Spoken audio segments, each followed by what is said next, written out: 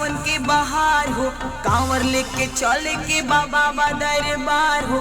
सावन के ह पावनी भोला के त्योहार हो, ऐसन समय नहीं मिली हर बार हो। फिर में डूबल दिल बा, मस्ती वाला फील बा, रहिया में गड़ कितनो रोड़ा और कील बा। साल भप आइल देखो सावन के बहार हो, कांवर लेके चले के बाबा दरबार हो। सावन के ह पावनी भोला के त्योहार हो, ऐसन समय नहीं मिली हर बार हो। शिव में डूबल दिल बा, मस्ती वाला फील बा,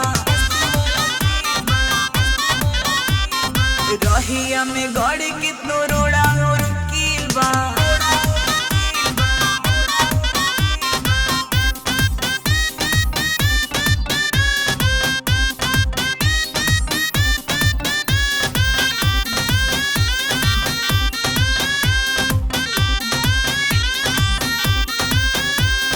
मंदिर में भीड़ बड़ा जुटतावे हो, भक्ता सभे मस्ती खूबे लूटतावे हो।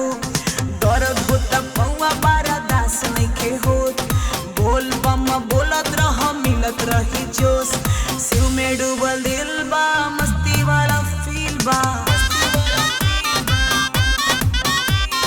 रहिया में गड़ कितनो रोड़ा और कील बा। साल भप आइल देख सावन के बहार हो, कांवर लेके चले के बाबा दरबार हो। सावन के ह पावनी भोला के त्योहार हो, ऐसन समय नहीं मिली हर बार हो। शिव में डूबल दिल बा, भक्ति वाला फील बा, रहिया में गड़ कितनो रोड़ा और कील बा।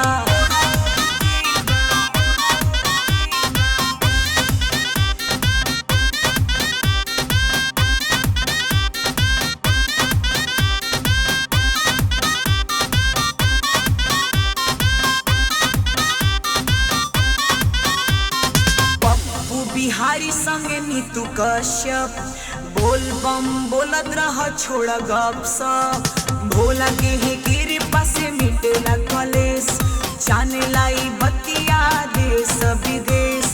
शिव में डूबल दिल बा, भक्ति वाला फील बा, रहिया में गड़ कितनो रोड़ा और कील बा।